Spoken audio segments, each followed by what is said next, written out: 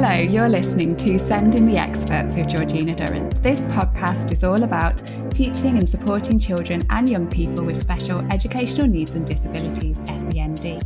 My name is Georgina Durrant. I'm the host of this podcast brought to you by Twinkle SEND. As a former teacher and Senko myself, I wanted to create a platform to share some of the amazing things that my guests are doing to support learners with SEND. So whether you're listening on your commute, tuning in whilst walking your dog, or curled up on the sofa with a nice cup of coffee, thank you so much for joining us. In this episode, I will be speaking with 3 guests about the Dyslexia Screening Bill, which proposes that all children are screened for dyslexia by the end of primary school. My guests are Trustee of the BDA, Dr Helen Ross, Conservative MP Matt Hancock, and Labour MP Sharon Hodgson. Up first is Dr Helen Ross. She is a qualified special needs teacher and former Senko, working as an independent educational research consultant, specialist assessor and SEND expert. Helen is a trustee of the British Dyslexia Association and is chair of the Wiltshire Dyslexia Association. She has consulted for the British Dyslexia Association, the Committee for Science and Technology, and Wiltshire Local Authority. She also works with various third sector and commercial organisations with evaluation, consultancy and resource development. And you can find her on Twitter. She tweets at Dr Helen Ross and regularly speaks on dyslexia and special educational needs. Hi Helen, how are you? I'm all right, how are you? I'm very good, thank you. So this podcast episode is all about dyslexia and the new Dyslexia Screening Bill. Can you first explain to our listeners what dyslexia actually is? The kind of formal definition that we generally work to at the minute is actually the BDA one, so the British Dyslexia Association one. I certainly do when I do assessments and stuff, and it's sort of operationalised so that it's a diagnostic model. So it's where an individual has wobbles with their kind of phonological awareness. So that's like chunking down sounds and stuff, and missing bits off words, adding bits to words, blending and things like that. And that a lot of kids in primary school in their early years do that anyway as part of their phonics work. Yeah. And it also implicates verbal memory. So hearing stuff, like hearing words, hearing sentences, instructions, lists of stuff tends to go in one ear and out the other. And also verbal processing. So a lot of time that's about finding words. It's that feeling of I know the word, but it's kicking about somewhere in the back of my mind and I can't say it. And so that's kind of a clinical, for want of a better word, a clinical definition. But pragmatically in the classroom, it can look like kids struggle to read. They can't blend their words as they're learning to read. They can't link like sounds of letters to what a letter looks like. They can't necessarily link the letter name. I had a kid the other day who just couldn't do any of that. And it was such a bright kid and it's so hard to see. Yeah. And it can look like literally wobbly writing where it's not very neat, or spelling mistakes. It can also look like inattention. If you've got a kid who's able to sort of find workarounds, but not always or not quite, it looks like they're not bothered. Yeah. One of the phrases I hear quite a lot is a spiky profile. Can you explain what that is? Yeah, spiky. It sort of looks like a ski slope. People either, when they do dyslexia assessments, they'll often put a bar chart in or like a line graph with the different scores, and it looks like you're doing a kind of ski slope, because some bits of somebody's profile will be really strong. So quite often you might get a kid who's very good verbally. If they're sort of classic dyslexic, they're good verbally, they're good visually, but then when it comes to phonological awareness, memory profile, they're low. So you've got the gap between, and it's called a specific learning difficulty because it's specific gaps. Does that make sense? Yeah. No, that does make sense. So a child sitting in, somebody listening's got a class and they've got a child in their class who might be sort of verbally able to answer the question, seems quite bright in that sense. But then when they're doing the written work or the reading, really struggling with that might be a bit of a red flag. It's that difference between what somebody can say and what they can write. Not always, but quite often. Yeah, that makes sense. So you're hugely passionate about SEND and specifically dyslexia. Can you tell us a little bit more about your experience, like professionally and personally? You're dyslexic, I believe. When were you diagnosed? What's your sort of experience? I'm book smart. There's, I have no common sense, and when I open my mouth, I kind of hide my cleverness quite well. But actually, at school, I got straight A's and A stars at GCSE. I'm not a classic underachiever. I'm not. I worked my backside off. I'm very much a grafter. But A-level maths was horrifically hard because I was working towards doing engineering at uni, and I did mechanics, which is kind of physicsy maths. So like all Newtonian, Isaac Newton's kind of ideas applied to science. And you have to read all the questions. And they're quite wordy and they're quite technical. And I was like, but I can't understand. And honestly, it was horrible, literally crying in class because I could not get the maths. When my teacher, Mrs. McConaughey, Mighton School, 1999, lady's awesome. Shout out. No, seriously, she's absolutely amazing. She and my mum, I don't know what they said about me, I dread to think, but my mum was doing work at Warwickshire College with adult literacy at the time. I grew up in Leamington Spa. And she and Mrs. McConaughey like put their heads together and were like, yeah, she's a bit of a special bunny, is Helen. Complicated. And they sent me over to like near Evesham to get assessed by this lady. And I came out as dyslexic. So I've got like I happened upon my report the other day because I was looking for a tax return. And I found the original document and I read it and I'm like, oh my God, it's me. Like that when I was 17, they picked up on like proper good hands-on. I'm very good hands-on, but they also picked out that I'm quite anxious because I am. Yeah, it's all over the internet. I don't hide the fact that I struggle with mental health and stuff. There's no point hiding that. Yeah. I think it's rooted in dyslexia and not feeling enough. This report actually, it was quite liberating because I was like, oh, I'm not thick. That was my thought with it. And I think for me, I ended up, I took a job in control systems engineering, which who knew wasn't necessarily good for me. Anyone who, again, I open my mouth and you go, no, she's not going to be good at that. I taught in Barnsley then, and the discourse coming out of central government around 2007, that was when I trained, was just, they had no idea. They had no idea, the DFE, what was going on in the ground. You've got a pit village where there's just very little prospects, a very complicated demographic situation, really tricky families, awesome kids. I loved working in Barnsley. I'm so glad I did because I'd live in Barnsley over Bath any day. And it just kind of got me annoyed because they were expecting things socially and culturally that weren't in the sphere of where I was. And I was just like, we need to get kids literacy before you fart around with do anything else. Before you mess around trying to let's just get them reading, writing and doing a few sums and enjoying what they're reading, make it practical, useful, so then you can expand their horizons. So when you read consultations and that with government, they've all got PhDs. So I was like, I'm going to get me one of them. And I did, hard graft. But brilliant. So it kind of, my personal journey, I didn't want kids to feel thick like I did. And the professional teachery journey kind of intersected with me having read consultations, sitting in a cafe in Cusco in Peru with Andy, patient husband Andy, going, I'm going to do a PhD because I need to shout. And that's kind of what led me to what I'm doing now. I'm very, very lucky. Andy is a patient, gracious man. I love this. I love that you've done a shout out to your husband and to a teacher as well. That's brilliant. So that's where the passion came from then, was you feeling not enough in school and not wanting other people to feel that way as well. Yeah. And that's presumably why you wanted to become a Senko and dyslexia assessor and tutor, etc. And what's your role at the moment then? What are you doing day to day? Because I know you were teaching previously, weren't you? That's been you've recently finished teaching, is that correct? Yes. It's like one sentence. I do assessments. So I assess kids for dyslexia. I suppose I'm like a dyslexia expert and SEN consultant, if you want to be once.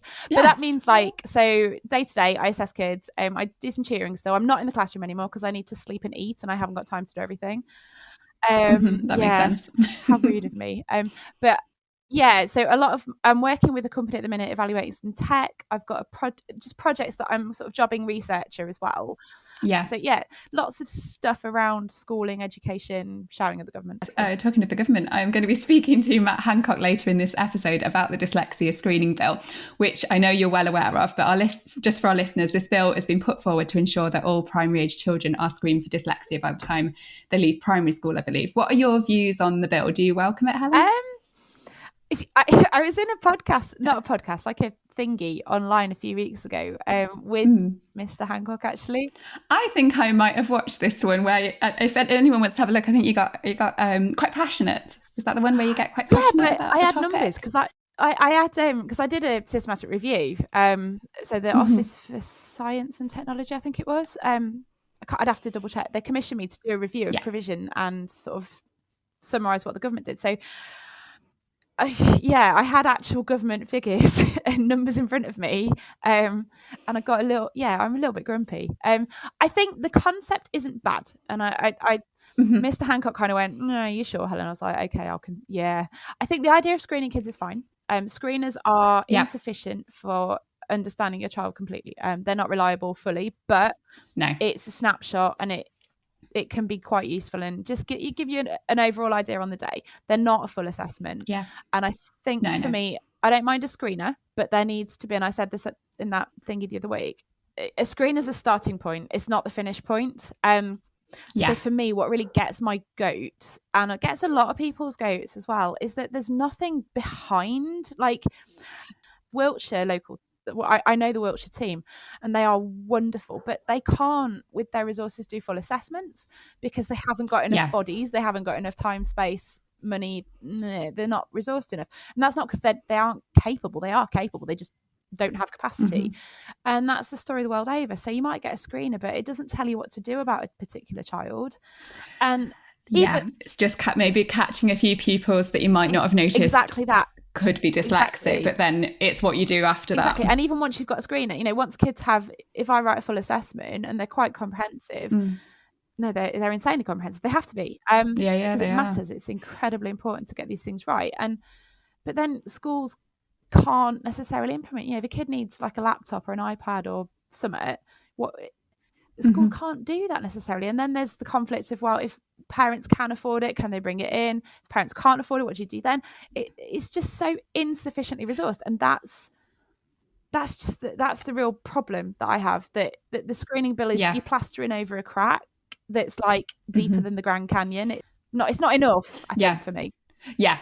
So you're in favour of the screener of screening children, but you want more. Yeah, then it needs to be backed up with a system that's fit for purpose. No, that makes sense. So my next question was, before I speak to Matt Hancock, was if there's anything else that needs to be done to support dyslexic children in schools. Is screening bill enough? We've pretty much covered that. So in an answer, no. No, I do. Years ago, and I've said it before, I think I've said it to Sharon, or in front of Sharon Hodgson. She's just on a bit, isn't she?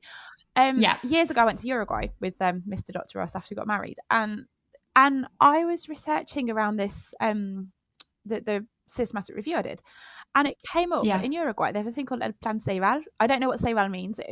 I think it's just a made up word, but it's basically because I do speak Spanish, but they have a program, a national program as part of their formal infrastructure, where, and I think it was 2009. Every kid in a state school had a computer.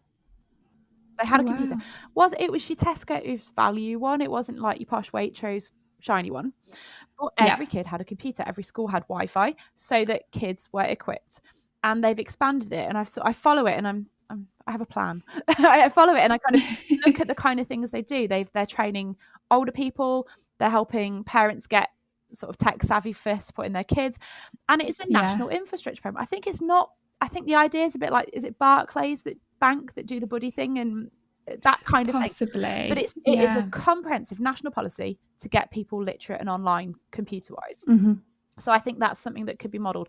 The Welsh new curriculum, a guy called Tom Crick, Professor Tom Crick at Swansea Uni, he's kind of headed up the IT and computer science bit, and he's got this whole idea around digital literacy. So I think if England could nick a bit of the Welsh curriculum and their ideas, because I met Tom Crick years ago at a conference.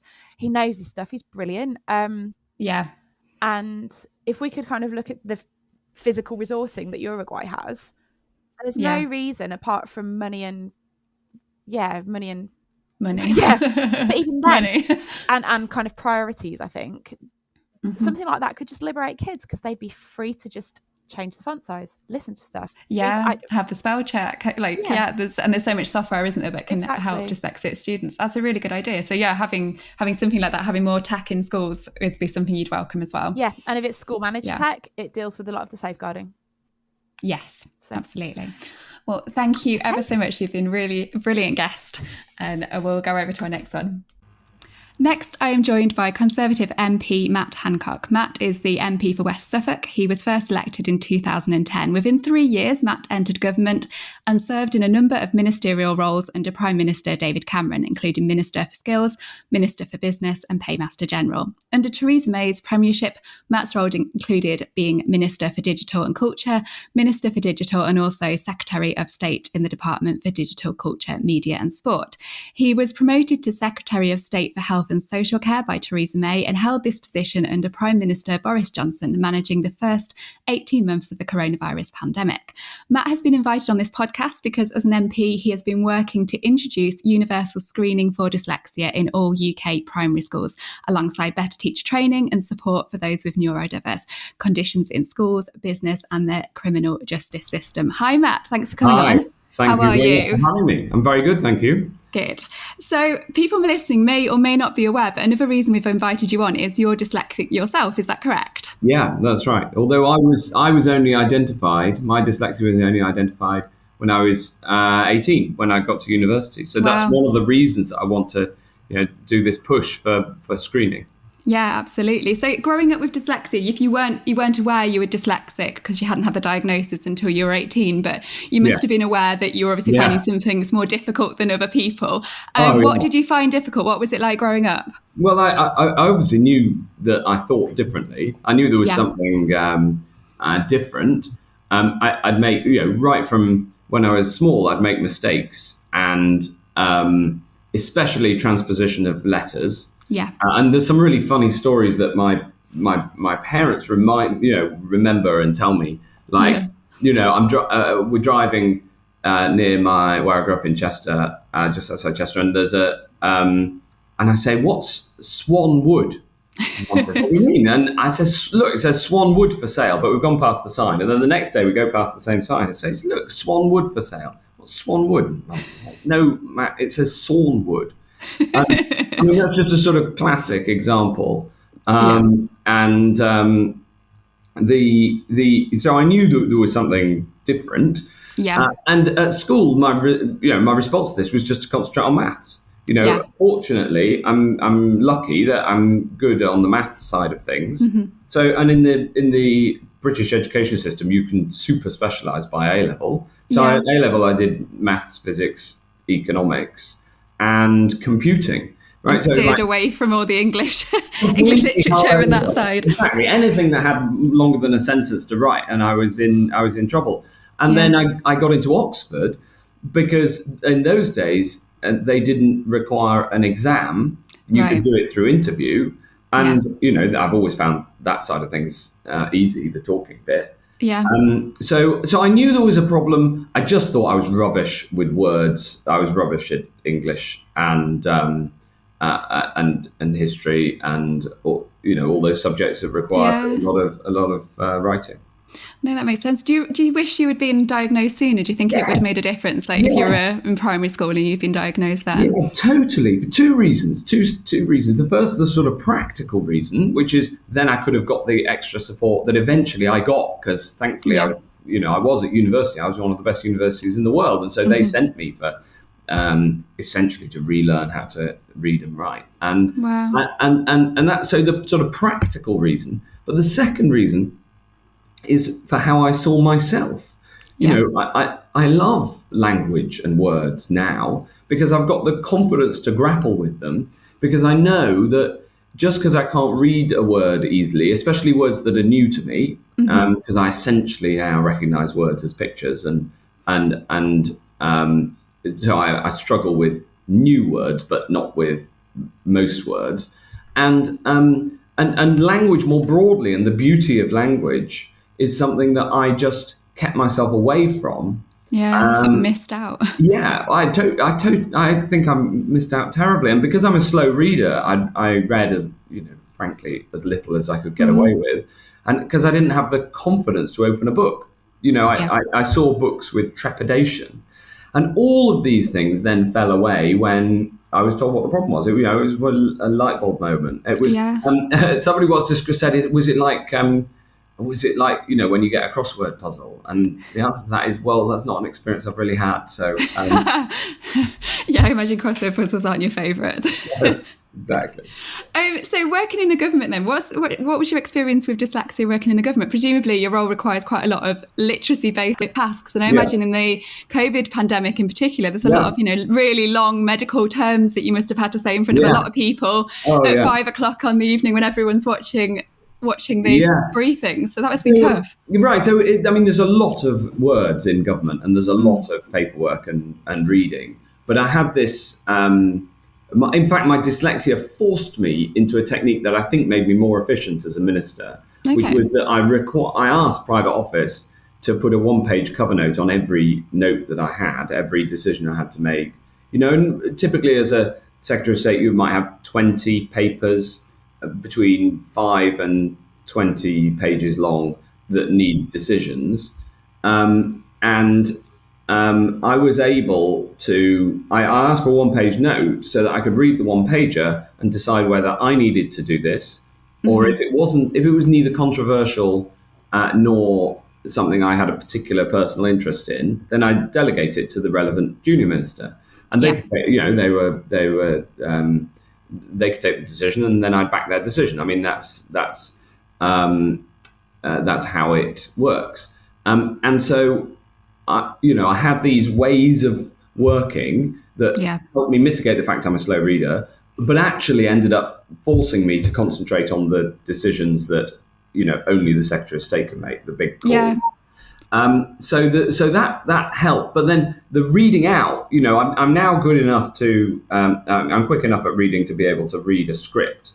Although I'm far, far better when I haven't got a script, when I'm just answering the question. And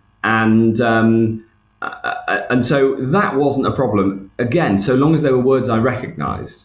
Yeah. And and actually, do you know what? When I hadn't thought of this for ages. I've never said this before, but when Theresa May asked me to be health secretary, my first thought was, how on earth am I going to cope with all the long words? Yeah. Because medicine's full of long, complicated, mostly Latin or Greek. I was just going to say mostly Latin-based words as well that inherently are more difficult. Right, and it was actually fine because your job as health secretary is not to try to replicate what the clinicians do. Yeah. That's their job. Your job is to make the big calls on the basis of what the population and the country and the NHS needs as a whole. Mm-hmm. And so when I came across a new one, I'd have to learn it and really study it and go through phonetically. But it's not it's not just a matter of the phonics. It's a matter of really hammering the phonics in so that you recognise a word and how it sounds. So, for instance, I'm terrible with if you say a new word to me, I won't be able to say it back to you. It's not just the reading. Okay. There's an inability to process a new word very well until I really learn it and study it. So there were a couple of funny moments. One of the funniest was when dexamethasone was discovered to be a treatment. It saved the lives of a third of people who ended up in hospital with COVID. So this was a big moment. It had been discovered due to a clinical trial that had been organised by Oxford University. Mm-hmm. So it was a global trial, but it was a massive UK, success. The science behind this. We were announcing it at 5 o'clock, and I spent half an hour with JVT, who you might remember on our screens, saying, and he was sat there. He said, "Dexamethasone." Dexa what? Yeah. It took, but it's quite a long word, and I got it hammered in, and essentially it's about fluency, right? And one of the things that we measure at the moment in primary schools, coming back to what the policy stuff, we measure phonics, and every pupil has a phonics test in year 1, but we don't measure fluency. And you can be different. You can be good at language and oral language, but poor at your ability to get that down on paper, and that essentially is the identification of dyslexia. Yeah. And so anyway, I got fluent, and now I can say dexamethasone as often as you like. There was some proof right there. Exactly. Gosh, it's funny to think is that you don't imagine people who are doing jobs like that, but in the background just before that, just before the 5 o'clock briefing, that you would be worried and struggling about a word. I think that might be quite, I don't know, reassuring for some people who are dyslexic to know that it's not just them, and there are lots of people struggling with issues like that we'd have no idea otherwise. Well, we're only human as politicians. I know that isn't the impression that's but we cut me and I will bleed. So have you always been open about being dyslexic? So you were open, presumably, at the briefings. Before the briefings, you were open to JVT, for example, about having dyslexia. Have you always been open in politics about your dyslexia? No. I spent 10, 20 years essentially hiding it. Wow. From being identified at Oxford, and then, my friends at Oxford and my tutors knew. But then when I left, I didn't tell anybody. Wow. And I thought that it would harm my career. Right. To be honest. Yeah. And also about that time, Microsoft invented spell check. Yeah. That wiggly red line. And so I don't know what I would have done without that in the early stages of my career when I was at the Bank of England. Writing notes. You can't write a note to the governor of the Bank of England and make a spelling mistake. So, no. Thankfully, they'd invented spell check, and it was all done on word processor. Obviously, I don't know. 10 years earlier, that just wouldn't have been available to me.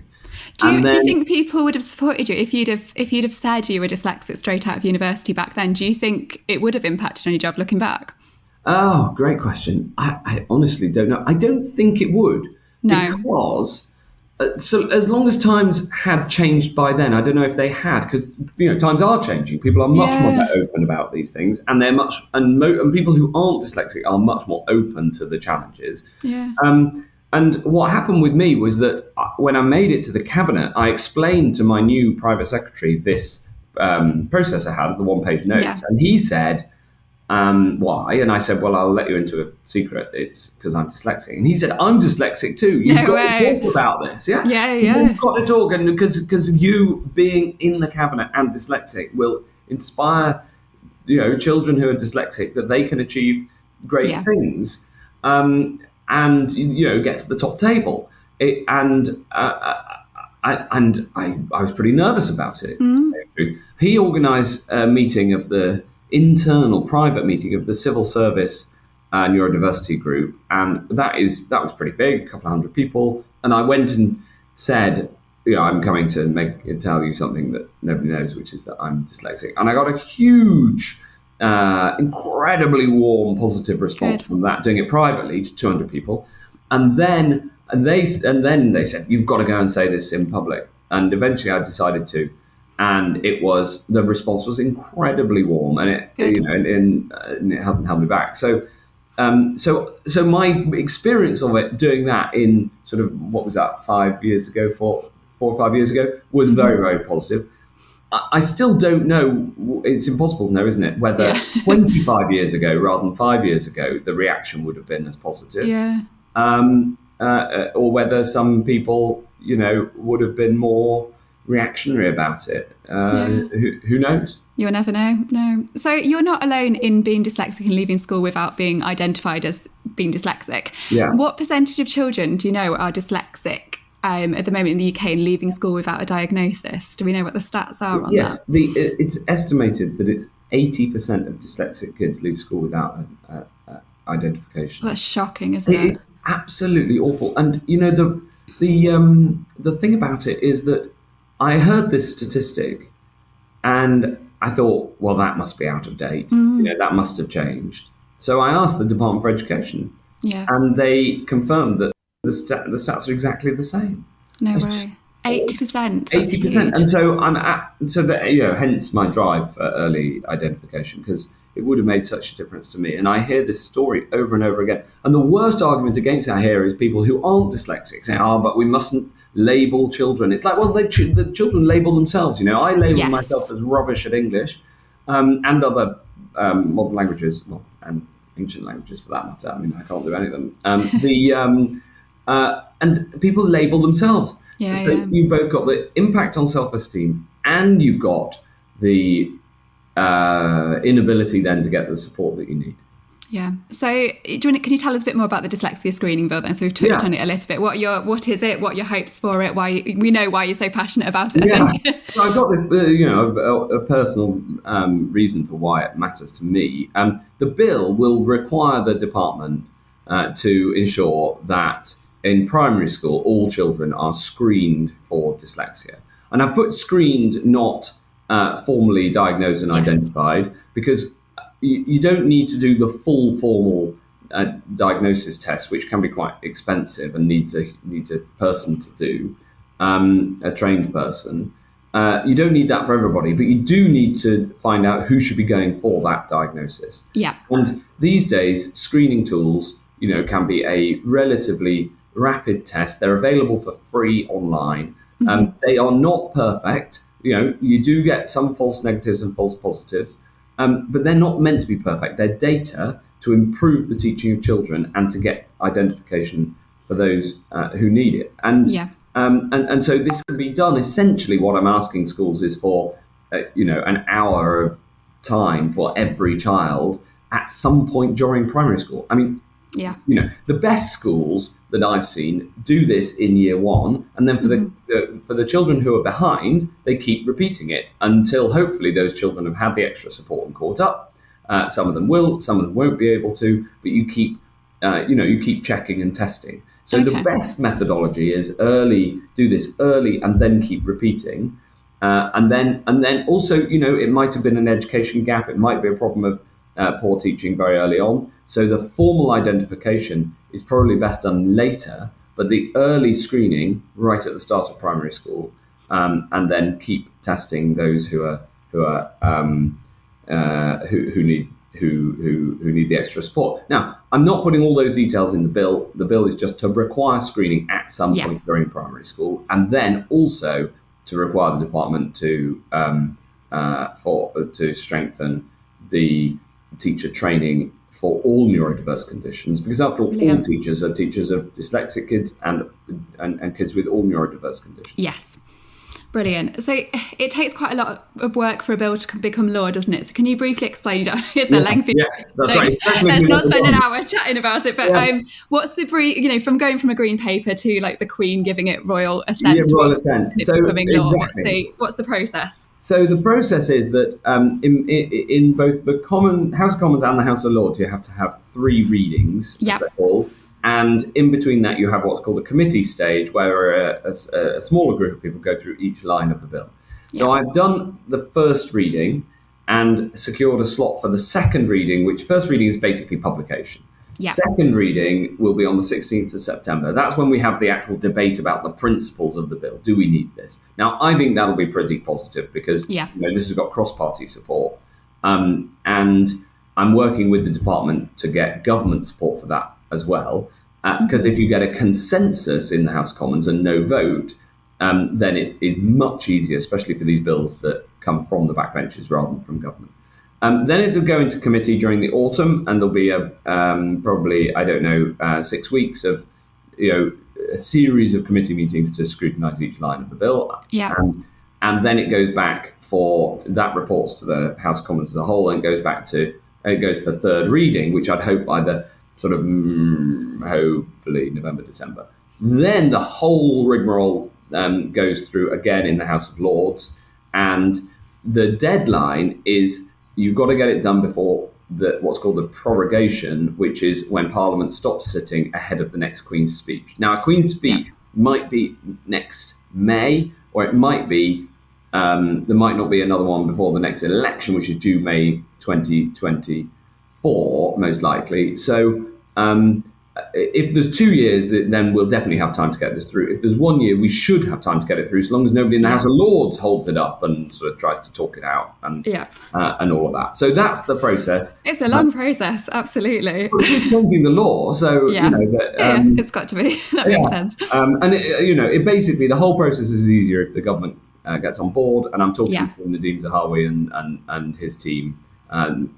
Will Quince, who's very supportive as the junior minister, to make sure that we get the details right so that they're happy with it. Yeah, so teachers listening to this and head teachers who'll be thinking, okay, this is great, but realistically, when do you think they could be expecting to be able to do these screenings within their classes to their primary school kids? That's an excellent question. That is exactly the sort of question we get in the committee stage. And actually, I've got a judgment to make as to whether to put a date on it. Yeah, that this should start in the academic year. I mean, realistically, this isn't going to be through until April 2023 at the earliest.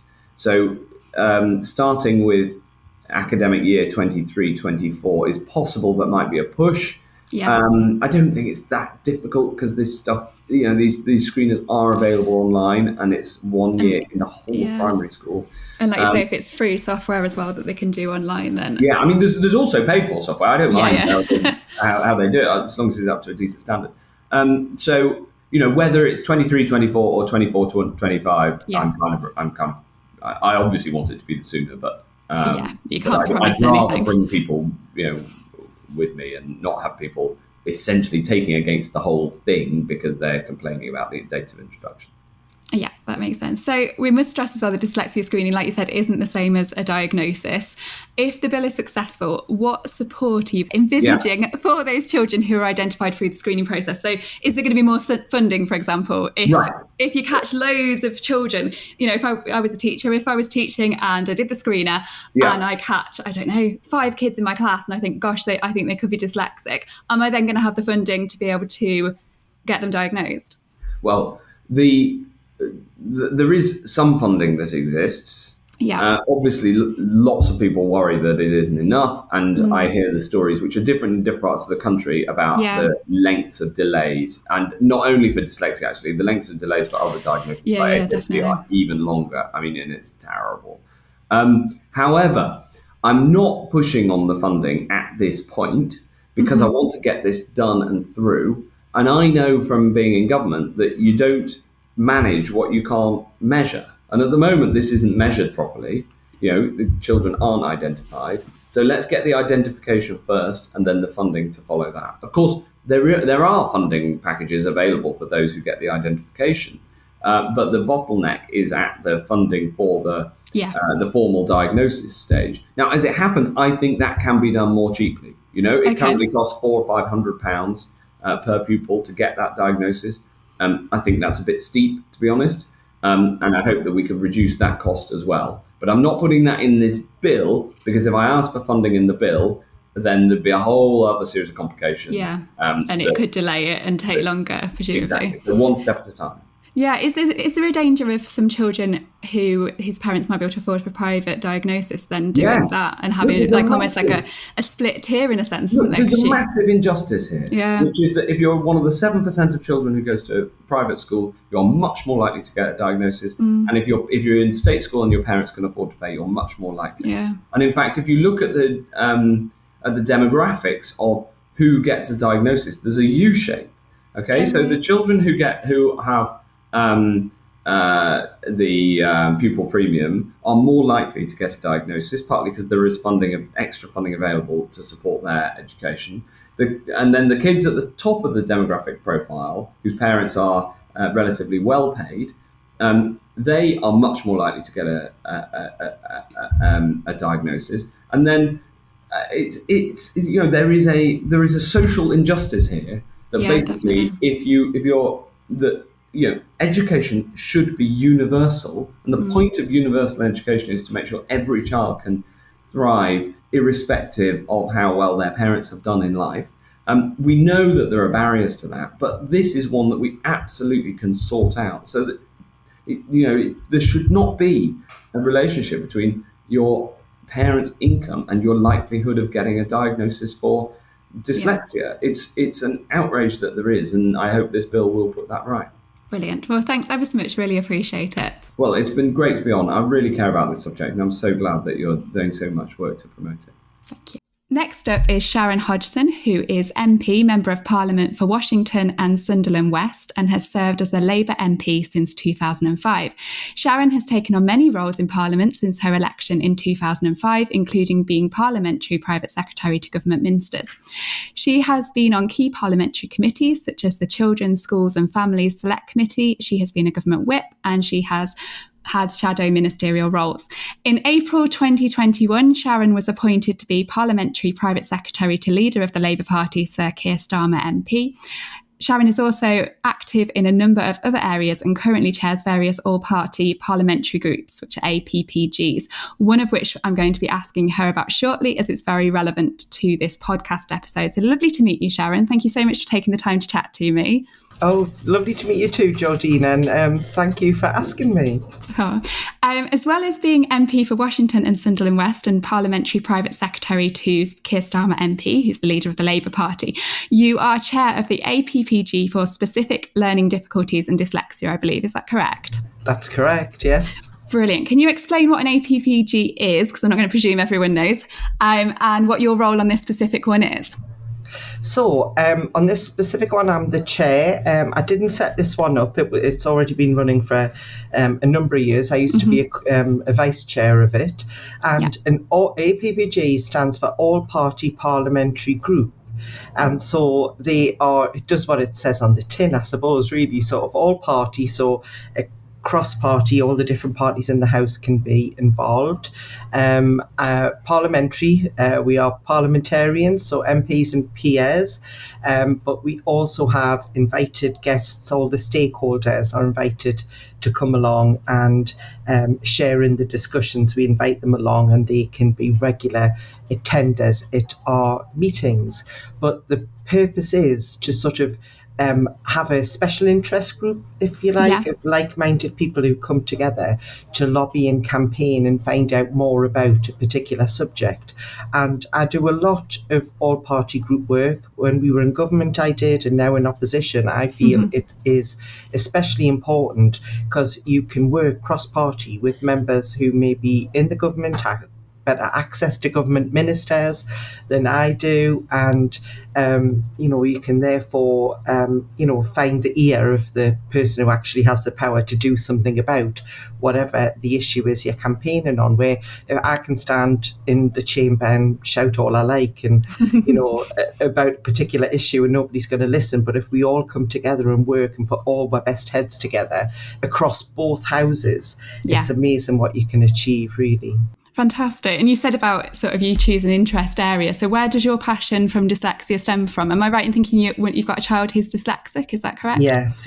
So my son Joseph, who's now 28 and in the RAF training to be an air traffic controller, was that, very different story years ago. He couldn't read to any level that could be measured till he was about 14. Wow. He was the happy child in class who he had delayed speech, didn't speak at all till he was 3, but was always happy and cheerful and bright. I knew he was bright, but when other kids started learning to be able to speak and read, he couldn't. The speech, he did start getting speech and language therapy, but still nobody identified the dyslexia.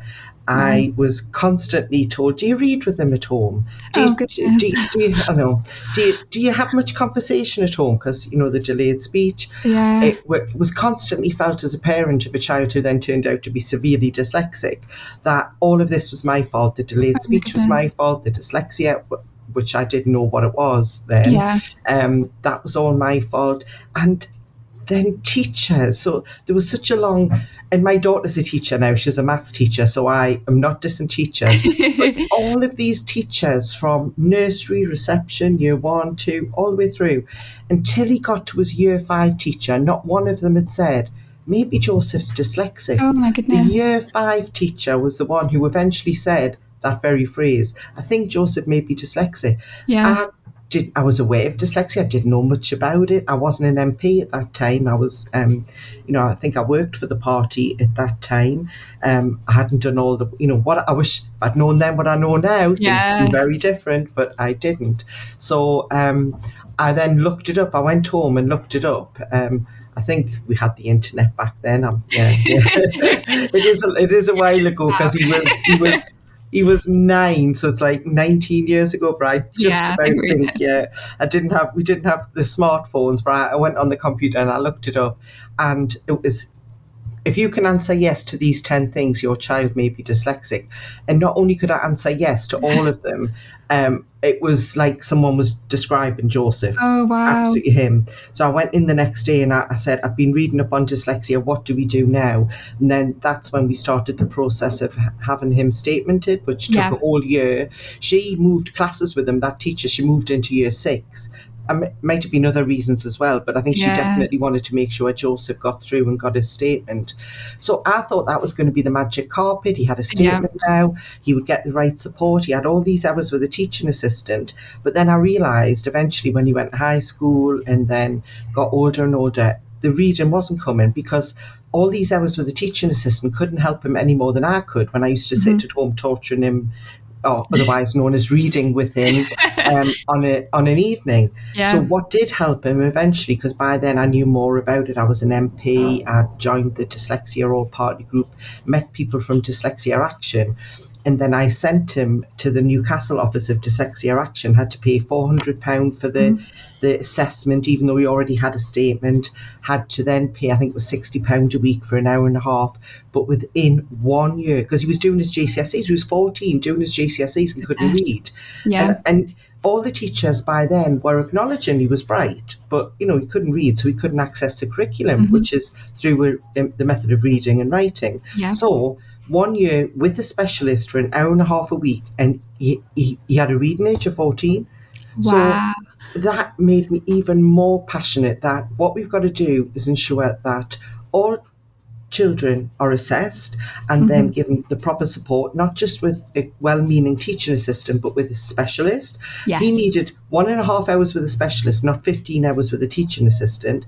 And also, every teacher is a teacher of a child with special educational needs. So all teachers should get training in how to identify and support children with SEN, all SEN. And that's been my passion ever since. So sorry for the long answer. No, I was enjoying listening to your experience with it. I just can't, it must have been really difficult as a parent, when you worry about things anyway with your children when they're at school, but to have them blaming you and saying, are you reading enough to them? That must have been heartbreaking. It was awful, but that showed to me the lack of knowledge that all these teachers had about what was wrong with Joseph, about dyslexia. And when you consider at least 3 in every 10 children in a class will have some SEN, and 1 in 10 could have dyslexia, they're going to have 3, 6, 9, at least 9 kids with an SEN, and probably 3 with dyslexia. It's just we're not equipping our teachers with the tools they need to help all children with special educational needs and disabilities. Yeah, no, I completely agree. So I've just spoken with Matt Hancock about the Dyslexia Screening Bill and why he's so passionate about that. Can I ask what your thoughts on the Dyslexia Screening Bill are?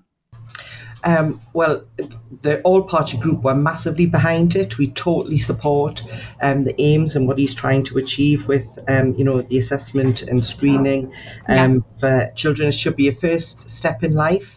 That all children, if the teacher, maybe not every single child, but depending on how accessible the screening tools are, it could be every single child, but it should at least be the children who look like they may be struggling to find out, because not every child who's struggling with reading will turn out to be dyslexic, but every dyslexic child will be struggling to read.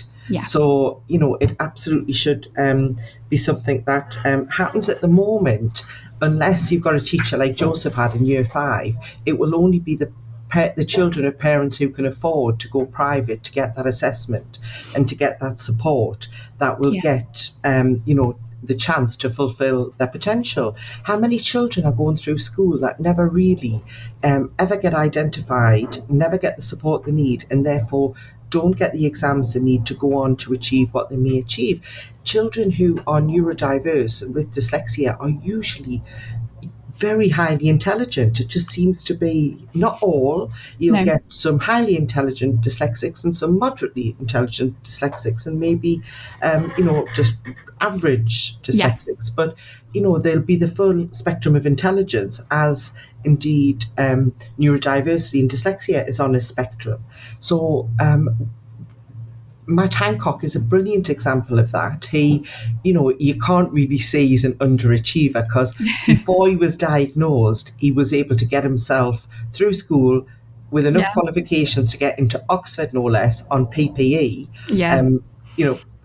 philosophy, politics and economics. So made it all the way there. And then eventually a professor at Oxford was the one who said, I think you may be dyslexic. Now, Matt obviously wasn't held back. He ended up in the cabinet, but I'm sure he struggled, and I'm sure his self-esteem at times could have done with knowing what it was that made him have to, say, work 10 times harder than his peers to achieve what they were achieving easily. I'm sure, and that's why he's so passionate about pushing for this now, because he'll know that he can't really sort of do the violin and say poor me, because he's achieved great things, but he'll know internally what that meant, having to do that, and what he went through and how he felt about his struggles. Because Joseph, for instance, when he was asked at age 10 on a scale of, by his educational psychologist, my son, on a scale of 1 to 10, where 1 is not very clever and 2 is and 10 is super clever, super intelligent, where are you? He said he was a 2.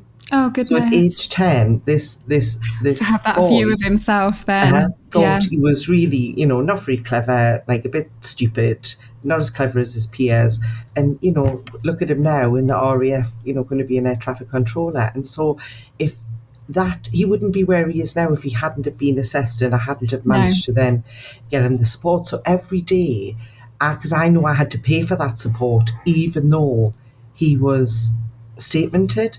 So even though he was statemented, it still didn't work, and that has stayed with me every day, because it shouldn't be according to your parents' means whether you get the support you need. Yeah, we need to catch them all, don't we? We need to be able to identify anybody who's dyslexic in schools. No, I agree. So as well as screening for dyslexia in schools, what more do you think needs to be done? We touched a little bit on about teacher training. I know when I did my teacher training, I don't think they taught me anything about dyslexia when I was doing like my PGCE. It wasn't until later in my career when I said that I was interested in special educational needs that then I got training off my own back, if you see what I mean, and the school supported it. But do you think this is still the case? Are we finding that teachers are starting their careers with little knowledge about SEND? Do you think we need to be doing a lot more that way? And is there anything else we need to be doing apart from just screening for dyslexia? Because screening isn't a diagnosis either, is it? It's just identifying those children who could potentially be dyslexic. Absolutely. Initial teacher training, Emily, my daughter, who went through her 26, so she was 21, 22 when she was doing her PGCE, and having grown up living in this household with this, issue with her brother and the campaigning issue. I mean, not him and his dyslexia, but sort of this campaign around the lack of knowledge of dyslexia and teachers' knowledge around dyslexia. When she was becoming a teacher during her training, she was very aware and was on the lookout for SEND training.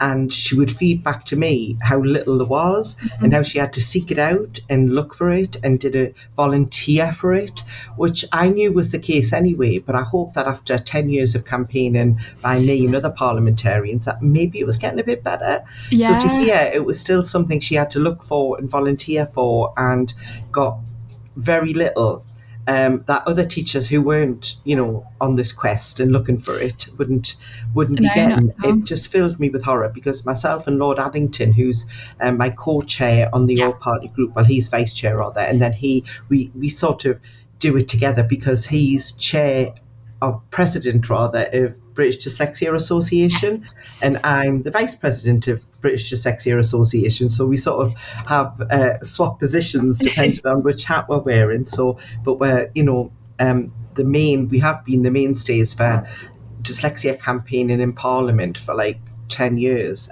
Happily joined by Matt Hancock now and Tom Hunt, who's a new Conservative MP, I think I've got that name, Tom Hunt.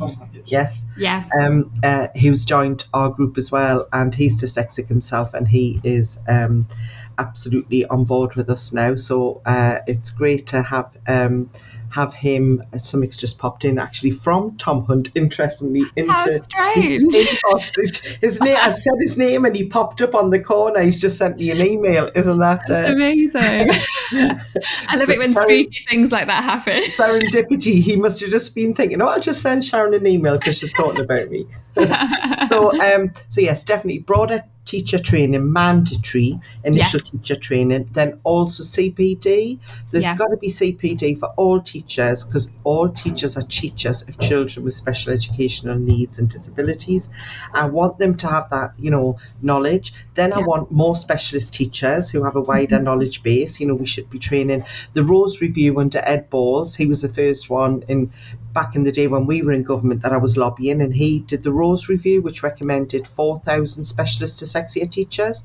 Lots of government money was put into that. All of these teachers were trained, but then they never found the jobs or the level of job within schools. So a lot of them went to the private sector, or went to other countries, or went to independent schools and stuff. So what's become of all those 4,000 specialist dyslexia teachers, because we could do with them now, and also better SENCO qualifications, which properly encompass specific learning difficulties as well, not just because lots of people know things maybe about autism and wider SEND, but on the specific learning difficulties such as dyscalculia and dyspraxia, and there's very little known about those issues. The other thing that I think we should do, and we did talk about it at the all-party group, and we've made it one of our missions for this year's work over the next year of the all-party group, is the lack of assessment among the prison population for special educational needs, literacy, speech and language difficulties. And I know Lord Ramsbottom, years ago, who used to be a former Chief Inspector of Prisons, he was the chair of the all-party group for speech and language difficulty, and he did a lot of work in this area and said the numbers who had speech and language difficulties in prison from the work he'd done, he reckons was up near 80%. Wow. And that then when we looked into it around the prison population for dyslexia and maybe other specific learning difficulties as well, it was up to around 60%. So we want to do some new research around these numbers, because you can see what happens. That's not a coincidence. Like, I often think children like Joseph, I was desperate for him to get the label of what was wrong with him. They would say, the teachers, when I'd be saying, has he got a special educational need, they would go, you're obsessing about giving him a label. He just needs to be, more time spent reading with him at home, and more time, he'll catch up. He's just, a bit delayed. Some children learn at different rates. No, he was dyslexic and he needed that label. And as a mum, these things, don't you? You know your children. I think that parents are the expert of their own children, and they need to be listened to. Absolutely. And that label, I wanted it because what he was starting to get as he got older was a little bit more frustrated and angry. And that came out, even though eventually he got the label when he was 10 and got the statement and all of that. Once he got to secondary school and the testosterone and teenagers, he would, and that's one of the reasons why at 14 I knew I had to seek private help for him, because he was starting to get angry and frustrated. Now, if he wasn't getting that support and hadn't been identified, would he have started becoming the angry, destructive, naughty child that then ends up in the criminal justice system and is the adult in that prison? You can see how lack of screening and lack of support at a young age to ensure kids get the opportunity that education is for, that if they don't, because they've got an underlying SEND, you can see how that could lead to them ending up in prison. Absolutely. I used to teach secondary, and when you're talking, I can think of so many children I've taught who's, they started in year 7 and the behaviour declined because just through sheer frustration that it was a choice really. They could either sit there and attempt the work knowing they couldn't read it and they couldn't write the answers, probably due to undiagnosed dyslexia or of a special educational need, or they could misbehave because it was cooler to misbehave, and they were frustrated, and it was very challenging for them to be in that classroom. And you can, like you say, you can see, it's like we can see how it could progress and the dangers of not catching them early and being able to give them that support. And it's just that feeling of, I suppose, like disillusion, isn't it? And like disengagement because they're just not achieving. Yeah, and that's heartbreaking, isn't it? Yeah, exactly. Jinx. Absolutely heartbreaking, it is. I think we've covered everything there. So thank you ever so much for joining me. It's been a pleasure talking to you. Oh, it has, yeah. Well, that concludes our special episode on the Dyslexia Screening Bill. I should also add that since recording the podcast, there's been lots of changes in government. The issues raised and the comments made by my guest remain relevant, though, and this shouldn't affect the timescales of the Dyslexia Screening Bill readings. Do continue the conversation on social media using the hashtag #SendInTheExperts, and thanks again for listening to Send in the Experts with me, Georgina Durrant.